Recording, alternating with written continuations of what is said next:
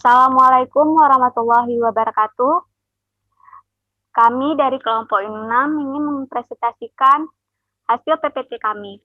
Sebelumnya, terima kasih kepada Bu Anin selaku pengampu mata kuliah ini.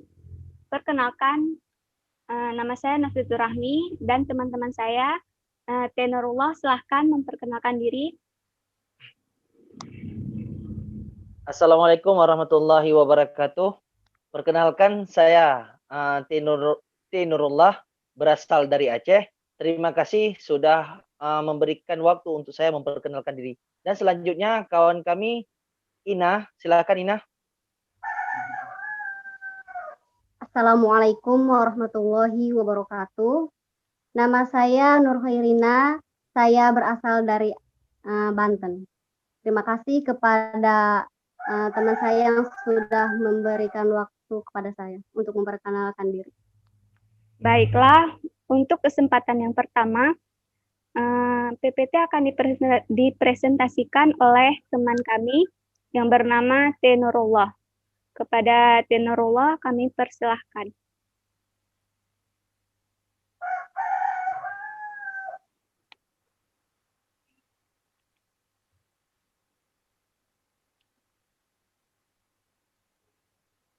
Bismillahirrahmanirrahim. Jadi pada hari ini saya akan menjelaskan tentang pengertian materi ajar. Tolong host agak diperbesar.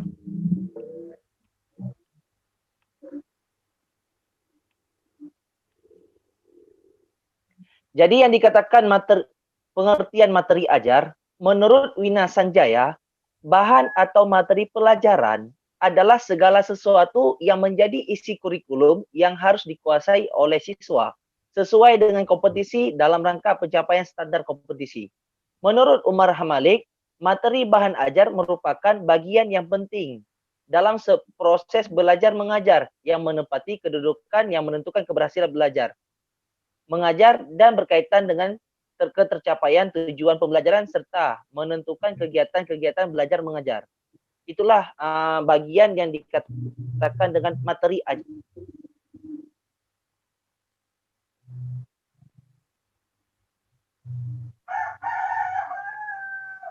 Pengertian materi ajar menurut Luqmanul Hakim, materi ajar adalah pengetahuan, sikap, keterampilan yang harus dipelajari oleh seluruh siswa dalam rangka mencapai standar kompetisi yang telah ditentukan. Materi tersebut dirumuskan sebagai bahan pelajaran yang harus dikuasai oleh siswa sesuai dengan tujuan pembelajaran. Selanjutnya. Nah, jadi kita tadi sudah membahas tentang pengertian materi ajar. Sekarang kita akan membahas tentang hakikat pembelajaran atau hakikat pelajaran. Hakikat pelajaran adalah pesan-pesan yang ingin kita sampaikan pada peserta didik untuk dikuasai. Pesan adalah informasi yang akan disampaikan baik itu berupa ide, fakta, konsep, dan lain-lain sebagainya yang dapat berupa kalimat, tulisan, gambar, peta, dan lain-lainnya.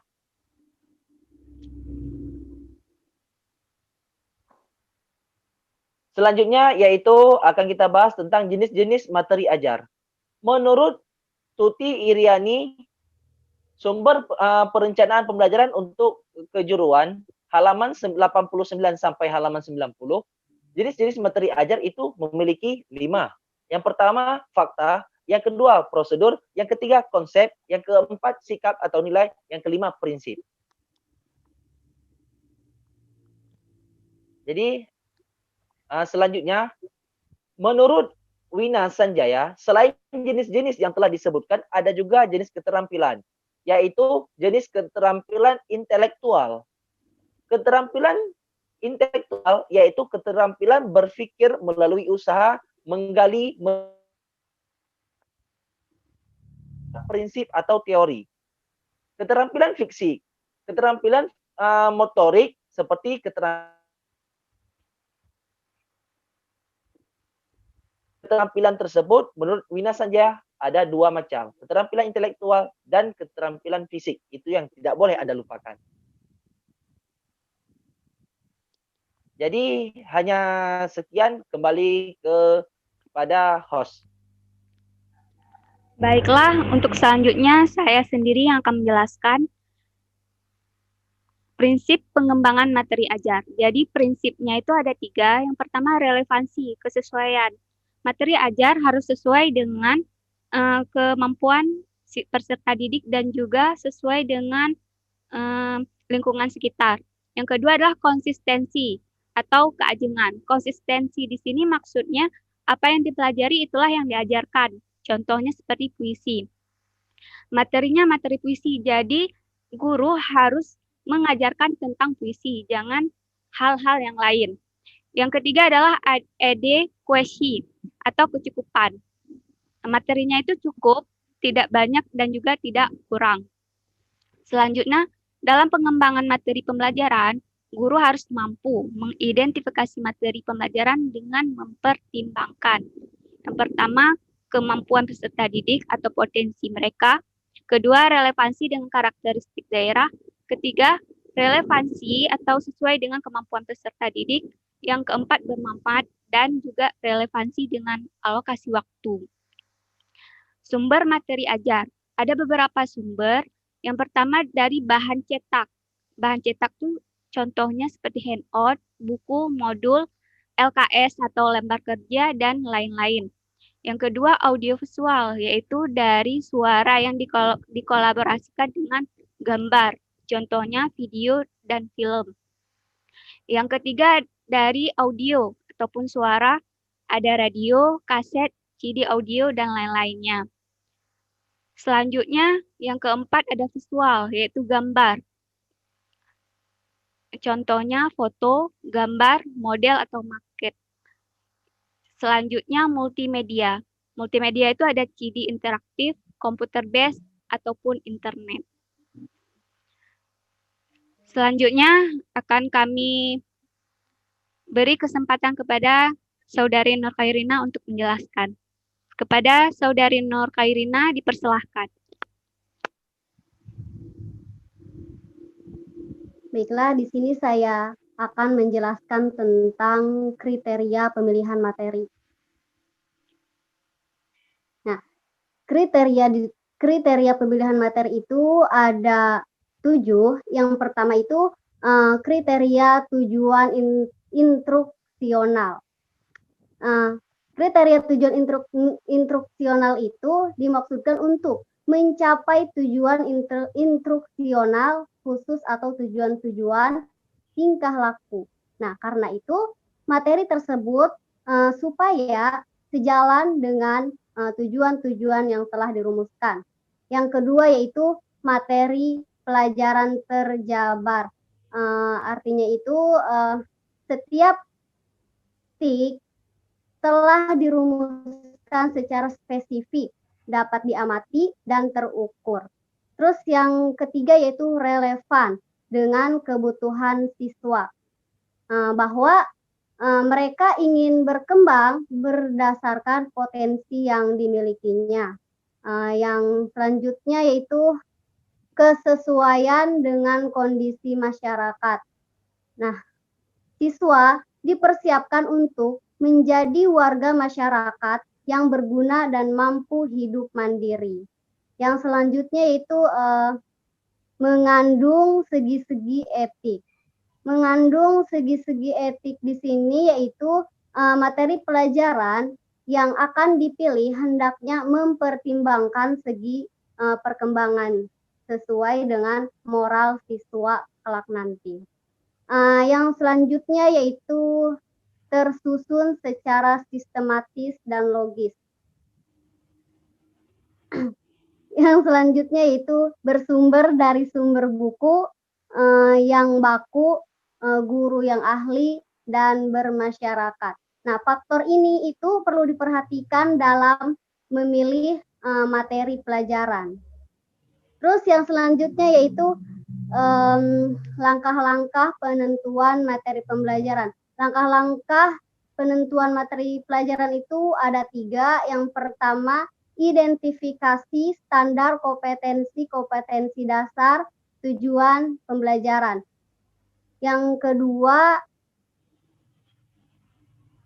identifikasi jenis-jenis materi pembelajaran, dan yang ketiga yaitu memilih sumber materi. Adapun yang pertama,